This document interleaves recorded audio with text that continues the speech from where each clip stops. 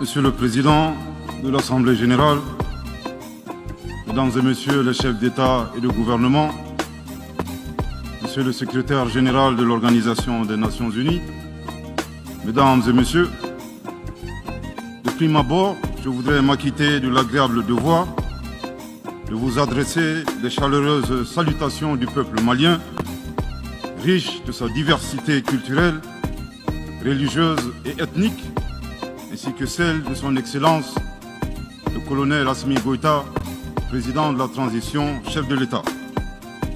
Monsieur le Président, votre brillante élection à la présidence de cette 77e session de l'Assemblée générale et la fin des travaux de la 76e session de l'Assemblée générale, brillamment conduit par votre prédécesseur, son Excellence M. Abdullah Shahid, de la République des Maldives, m'offre l'heureuse occasion d'adresser à vos Excellences les chaleureuses félicitations de tout le Mali. Enfin, permettez-moi de réitérer à notre secrétaire général, M. Antonio Guterres, notre haute appréciation des efforts louables qu'il continue de déployer pour la réalisation des nobles objectifs de notre organisation commune. Nous sommes convaincus que vous êtes un ami du Mali et du Sahel. L'amitié reposant sur la sincérité, souffrez que je vous exprime mon profond désaccord suite à votre récente sortie médiatique, au cours de laquelle vous prenez position et vous exprimez sur l'affaire des 46 mercenaires ivoiriens, qui est une affaire bilatérale et judiciaire entre deux pays frères. C'est évident que la qualification judiciaire des infractions liées à cette affaire ne relève pas des attributions du secrétaire général des Nations Unies. Au Mali, notre administration ne travaille pas sur la base de l'oralité ni des déclarations par voie de presse. Par conséquent, nous nous en tenons scrupuleusement à la note verbale de la MINUSMA, la mission des Nations Unies pour la stabilisation au Mali, référence MINUSMA bar PROT bar NV bar 226 bar 2022 du 22 juillet 2022, dans laquelle il ressort clairement qu'il n'existe pas de lien entre les 46 mercenaires et les Nations Unies.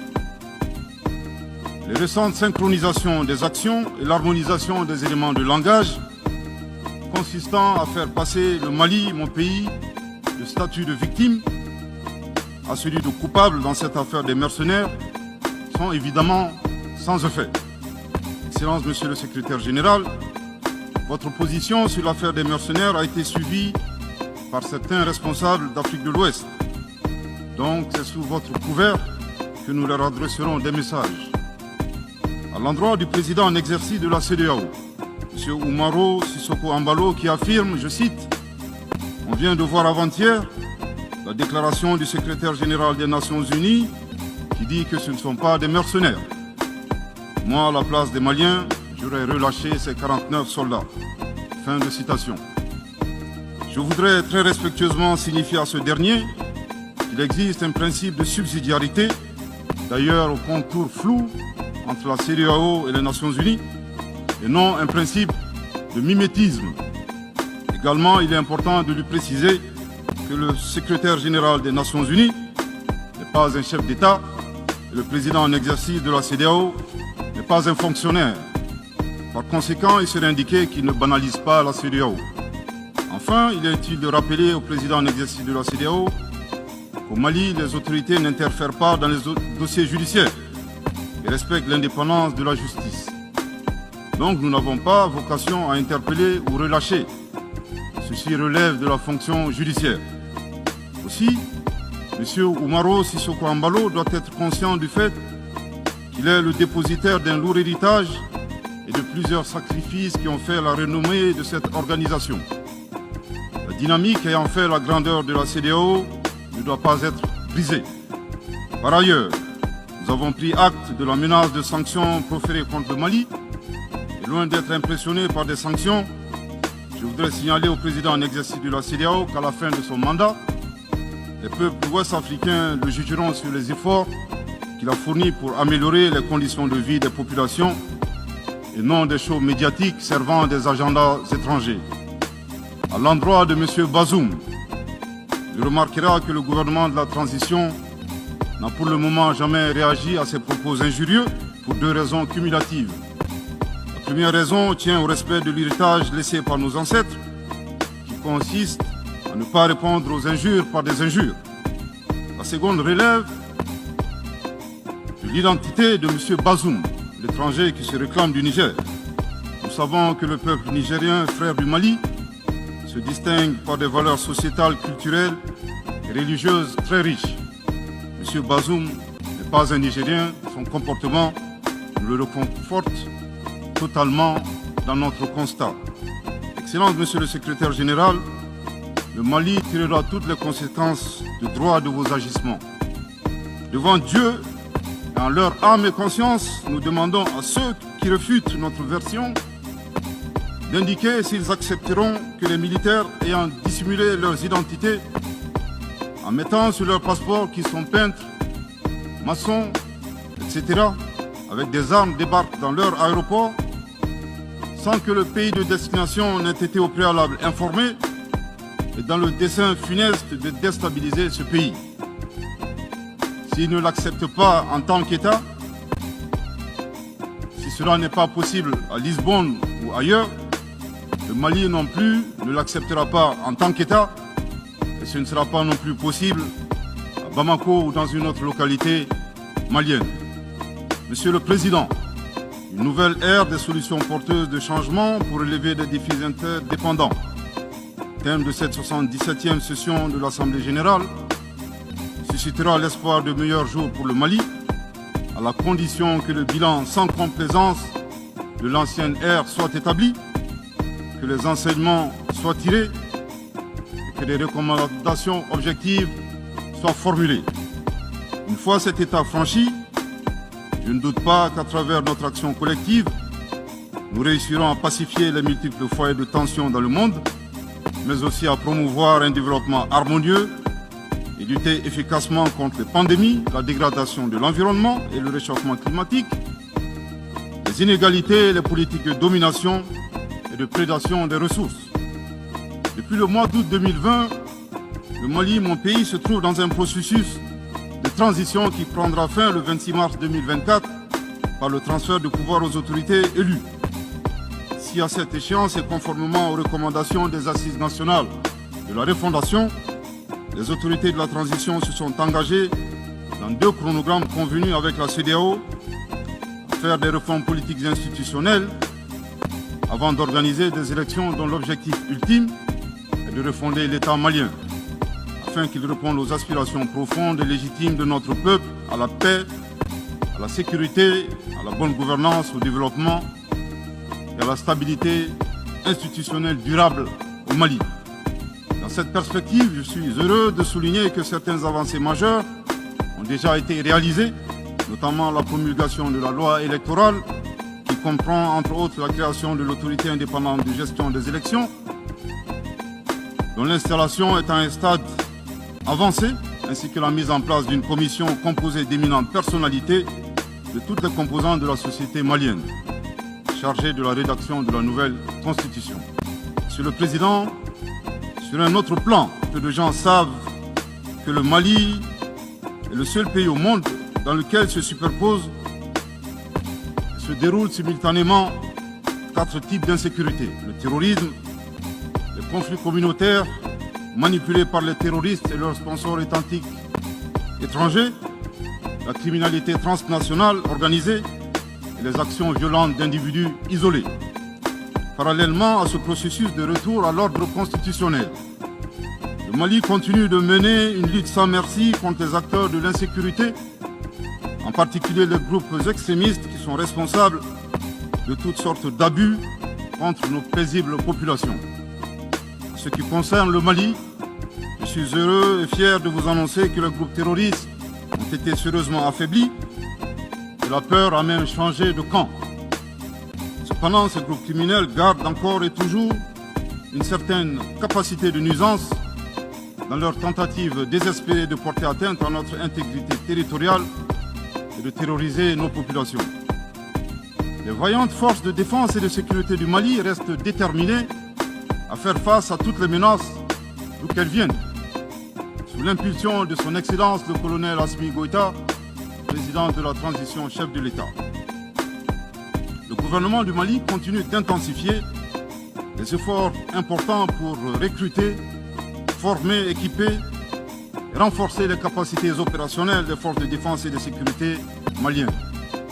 Je dois dire ici que les actions offensives menées jusque-là ont permis à nos forces de remporter des victoires décisives contre les forces obscurantistes. Elles ont également permis à l'État de reprendre pied et de réaffirmer son autorité sur une grande partie du territoire national, ainsi que de favoriser le retour de plusieurs milliers de nos compatriotes dans leur localité d'origine. Cependant, nous savons que la solution uniquement militaire et sécuritaire a ses limites. C'est la raison pour laquelle, en appui à l'action militaire, le gouvernement du Mali s'est doté d'une stratégie globale et intégrée, comprenant des mesures politiques, sociales, de développement, y compris la fourniture des services sociaux de base à nos populations durement affectées par la crise multiforme que nous traversons depuis janvier 2012, avec comme objectif la restauration de l'autorité de l'État sur l'ensemble du territoire national. Dans cette dynamique, le gouvernement du Mali a approuvé le 24 août dernier la stratégie nationale de stabilisation des régions du centre et son plan d'action 2022-2024. Cette stratégie traduit la volonté des autorités de la transition d'avoir une approche holistique de la stabilisation des régions du centre. Elle vise à faire du centre une zone stable et prospère où les communautés sont réconciliées et vivent en harmonie avec leurs voisins. Parallèlement, la mise en œuvre diligente et intelligente de l'accord pour la paix et la réconciliation au Mali, issu du processus d'Alger, demeure une priorité stratégique des autorités de la transition. En tant qu'instrument pacifique de résolution durable de crise que traverse le Mali dans sa partie nord. Je dois dire que je suis particulièrement heureux des conclusions de la deuxième réunion de niveau décisionnel des parties à l'accord, tenue à Bamako du 1er au 5 août 2022. Cette importante réunion qui a regroupé les parties signataires et la médiation internationale a permis de lever certains obstacles afin de relancer le processus de mise en œuvre de l'accord. Poursuivant cette dynamique positive et progressive du processus de paix, la 6e réunion de haut niveau du comité de suivi de l'accord, CSA, s'est tenue à Bamako il y a à peine quelques semaines, le 2 septembre 2022. Cette session du CSA est un signal fort de la volonté des parties à s'engager dans une nouvelle dynamique en vue de parachever la mise en œuvre de l'accord. Je réaffirme ici notre attachement à ce processus dont la réussite demeure l'une des conditions sine qua non de la stabilité durable du Mali. C'est le lieu pour moi de saluer une fois de plus le rôle actif de l'Algérie et l'accompagnement de l'équipe de médiation internationale. Je n'oublie pas ici la situation des réfugiés maliens dans les pays voisins, que je salue au passage pour leur hospitalité à l'égard des nôtres. Je n'oublie pas non plus celle de nos compatriotes déplacés internes. Je veux les rassurer que le gouvernement du Mali reste très attentif à leur situation précaire et que tous nos efforts visent à créer les conditions propices à leur retour dans la sécurité et la dignité en vue de leur participation effective à la vie de la nation. Monsieur le Président, dans sa difficile quête pour la paix, la stabilité et le développement durable, le peuple malien reste reconnaissant des efforts et des sacrifices consentis par la MINUSMA de sa création en juillet 2013 à nos jours, visant à aider le Mali à restaurer son autorité sur l'ensemble de son territoire.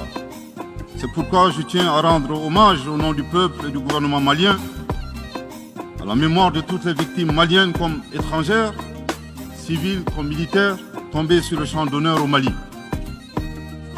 Cela dit, il nous faut reconnaître que près de 10 ans après son établissement, les objectifs pour lesquels l'aménagement a été déployé au Mali ne sont pas atteints, et ce en dépit des nombreuses résolutions du Conseil de sécurité.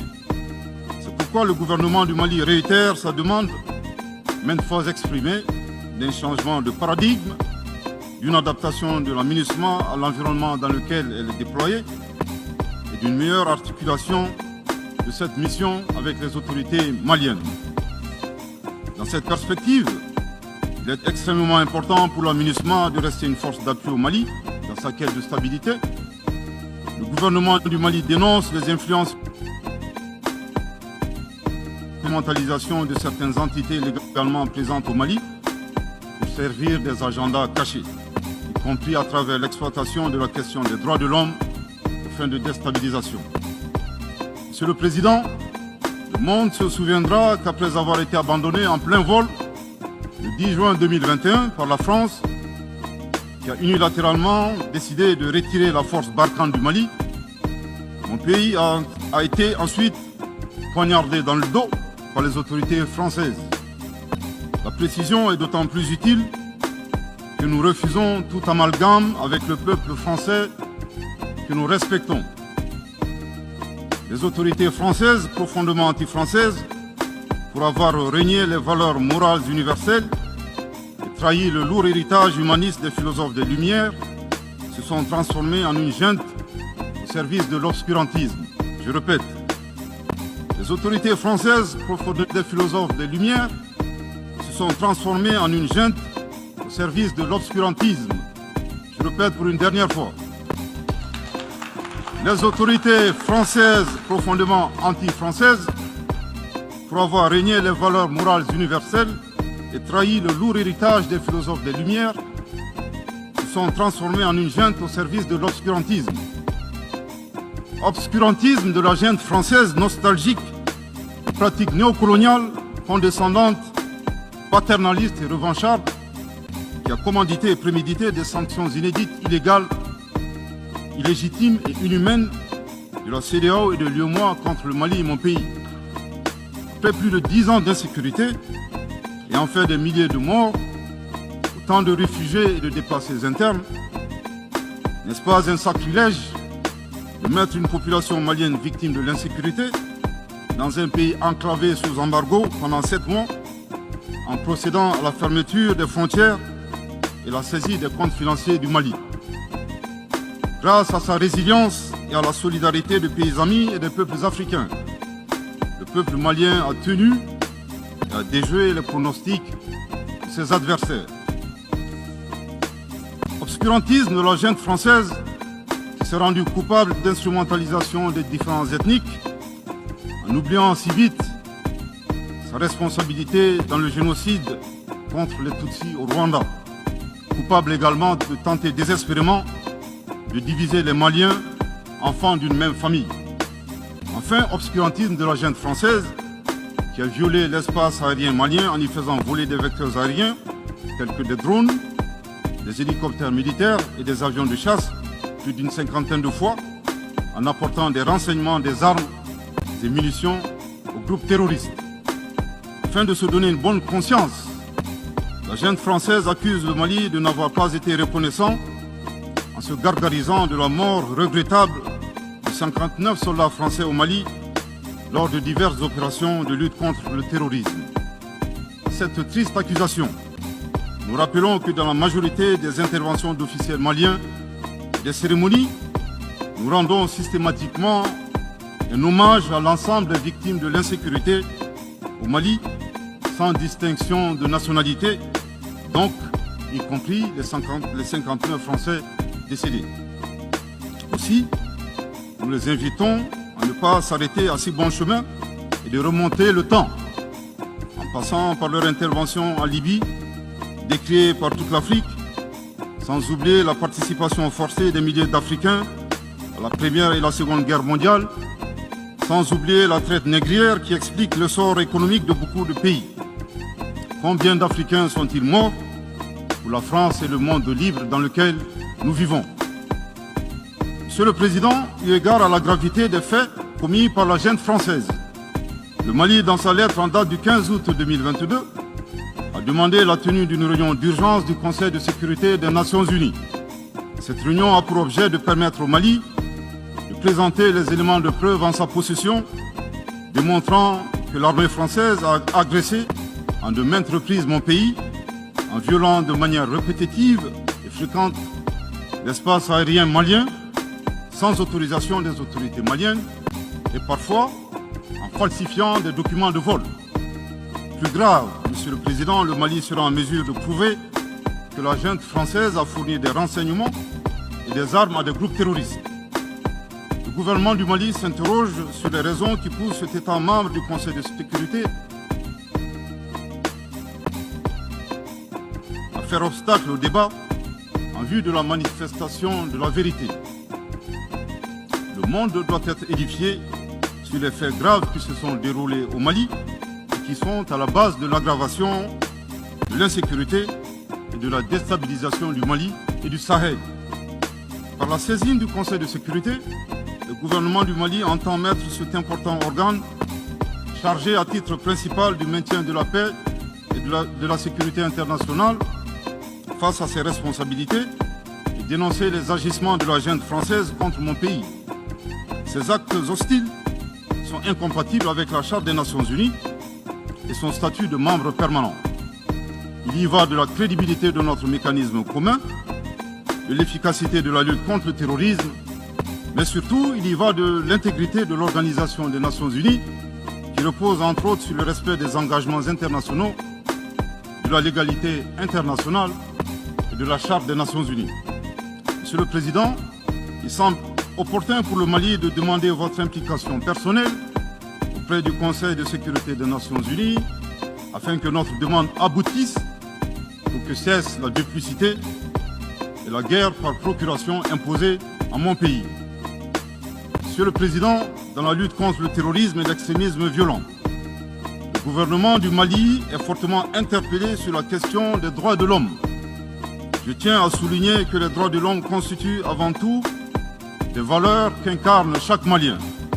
Aussi, le gouvernement du Mali reste déterminé à les respecter et à les faire respecter, conformément à sa politique de tolérance zéro contre l'impunité. Et cela par fidélité à nos valeurs ancestrales inscrites dans la charte de Kouroukanfouga, proclamée en 1236 par l'empereur du Mali, Soundiata Keïta. Le Mali, berceau de grandes civilisations, héritier de grands empires, terre de brassage, d'hospitalité et de tolérance, fait de la promotion et de la défense des droits de l'homme une priorité nationale. C'est pourquoi je réaffirme avec force que les opérations militaires des forces de défense et de sécurité du Mali sont conduites dans le strict respect des droits de l'homme et du droit international humanitaire. Cependant, comme je viens de le souligner, le gouvernement du Mali s'oppose avec véhémence à l'instrumentalisation de la question des droits de l'homme à des fins politiques, de positionnement, voire de chantage ou d'intimidation. De même, nous regrettons la sélectivité observée entre les droits des populations, dont des villages entiers sont massacrés et rasés, qui ne suscitent presque pas d'indignation particulière, et la manipulation communicationnelle faisant passer des terroristes neutralisés sur le champ de bataille pour des civils innocents. Monsieur le Président, pour terminer, je dirais que le peuple malien a décidé de prendre son destin en main. Il soutient pleinement le gouvernement dans la refondation du Mali, ainsi que le retour à un ordre constitutionnel apaisé et sécurisé en mars 2024, à l'issue d'élections libres, transparentes et crédibles. La réalisation de ces vastes chantiers exige du gouvernement de poursuivre et d'intensifier les efforts en vue de l'amélioration continue de la situation sécuritaire dans le pays et de la protection des personnes et de leurs biens. À cet égard, je me réjouis de la tenue à Lomé, le 6 septembre dernier, de la 3e réunion du groupe de suivi et de soutien à la transition. Les conclusions de cette importante rencontre, notamment la reconnaissance des progrès réalisés par la transition et les appels lancés en faveur de la mobilisation de tous les partenaires économiques, techniques et financiers à la République du Mali, ainsi que pour soutenir les efforts des autorités de la transition du Mali en vue d'un retour harmonieux à l'ordre constitutionnel. Je voudrais rappeler que la transition au Mali résulte de plusieurs années de dysfonctionnement de notre jeune démocratie qui a engrangé quelques résultats positifs. Malheureusement, à l'heure du bilan, les passifs sont plus importants que les actifs, d'où la survenance de la transition. Je saisis cette opportunité qui m'est offerte pour remercier chaleureusement notre respecté aîné, son Excellence le Président Alassane Dramane Ouattara, pour les sages et éclairés conseils qu'il nous a prodigués dans son allocution mémorable à cette 77e session de l'Assemblée générale des Nations unies. Je voudrais le rassurer que les autorités de la transition malienne n'ont d'autres objectifs que de faire des réformes politiques et institutionnelles avant d'organiser des élections, tout en luttant obstinément contre le terrorisme. Ces réformes permettront d'améliorer la gouvernance et toutes les dispositions seront prises pour que la démocratie malienne soit la plus enviée au monde. Dans ce chantier, nous prêterons une attention particulière au troisième mandat, qui ne sera pas possible. Le troisième mandat pour un public moins averti consiste pour un président de la République d'effectuer une manœuvre en 4 temps, en vue de conserver le pouvoir pour lui seul et son clan. Premier temps, presque en fin de second mandat, donc en principe non rééligible, il s'agit pour le président de la République sortant de déclencher une révision constitutionnelle de manière non consensuelle. Deuxième temps, au cours de cette révision constitutionnelle, le président de la République sortant modifiera quelques dispositions constitutionnelles.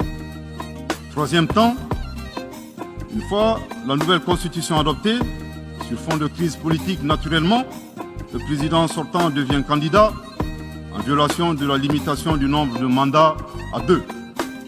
Sa candidature est alors justifiée par l'adoption de la nouvelle constitution et le prétexte est tout trouvé. La limitation du nombre de mandats à 2 concernait l'ancienne constitution. Par conséquent, il est candidat au regard de la nouvelle constitution adoptée. Quatrième temps, une farce électorale est organisée.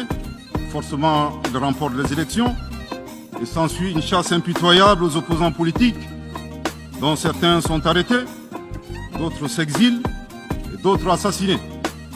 Les allégeances sont obtenues grâce au pouvoir de l'argent, le clientélisme et les intimidations. Dans un langage plus simplifié et en référence à une métaphore footballistique, le troisième mandat est une magie. C'est l'art de se dribbler soi-même tout en gardant le ballon.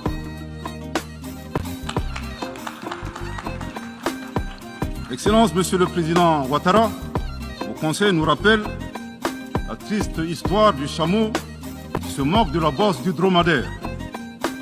Malgré les efforts tangibles de la transition malienne, dans la mise en œuvre des chronogrammes des réformes politiques et institutionnelles et celui des élections, salué par la communauté internationale, Madame la ministre des Affaires étrangères de la junte française, à qui le Mali n'a pourtant rien demandé, a estimé qu'il n'y avait pas eu de progrès, oubliant que nul ne peut aimer le Mali plus que les Maliens eux-mêmes. Sa position singulière et son adversité ne nous surprennent guère. Victor Hugo, dans Claude Gueux, a classé le genre humain en 2 catégories, en indiquant, je cite, qu'il y a des hommes qui sont fers et des hommes qui sont aimants. Fin de citation. Madame le ministre, dont il s'agit malheureusement, n'est ni fer, ni aimant, elle est hideusement sui generis. Devant l'incertitude et les situations étrangères, le peuple malien adopte une attitude prudente. C'est ce que l'écrivain et le sage Amadou Hampâté-Bâ met en relief en conseillant dans l'étrange destin de Wangrin que, je cite, « Si observer est une qualité, savoir se taire préserve de la calamité. » Fin de citation. Madame le ministre de la junte française, le Mali vous conseille de vous contenter d'observer sa situation. C'est l'occasion pour moi de saluer les relations de coopération exemplaires et fructueuses entre le Mali et la Russie, tout en réaffirmant que le Mali reste ouvert à tous les partenaires qui souhaitent l'aider à relever les défis multiples qui l'assaillent dans le respect strict de sa souveraineté, de son unité et de la dignité du peuple malien. Le Mali rappelle que conformément à la vision du colonel Assimi Goïta, président de la transition chef de l'État, 3 principes guident l'action publique nationale. Premier principe, le respect de la souveraineté du Mali. Deuxième principe, le respect des choix stratégiques et de partenaires opérés par le Mali. Troisième principe, la prise en compte des intérêts vitaux du peuple malien dans les décisions prises. En application de ces principes, le Mali reste disposé à poursuivre et à renforcer ses relations de bon voisinage avec l'ensemble des pays qui l'entourent. De même, le Mali, fidèle à son engagement panafricain, continuera à œuvrer au sein des organisations sous-régionales et régionales pour la réalisation de l'intégration africaine. Également, l'atteinte des objectifs de la transition requiert l'accompagnement de l'ensemble des partenaires du Mali, y compris les Nations Unies. J'en appelle donc aux amis du Mali à rester mobilisés aux côtés du gouvernement en vue de l'aider à relever ensemble ces défis importants. Pour la grande majorité des États du monde, convaincus par le respect mutuel et le partenariat gagnant-gagnant, je leur garantis que les portes du Mali leur sont grandement ouvertes et les Maliens les accueilleront les bras ouverts. Pour la minorité qui serait tentée de ne pas respecter ces principes, nous leur promettons qu'ils feront face à des millions de Assimi Goïta soucieux de défendre leur honneur, leur dignité et leurs intérêts vitaux. Je terminerai en donnant 2 conseils aux nostalgiques de la domination. Ayez le sens de l'empathie en traitant les autres comme vous voudrez être traités ou en ne faisant pas aux autres ce que vous ne voudrez pas qu'on vous fasse.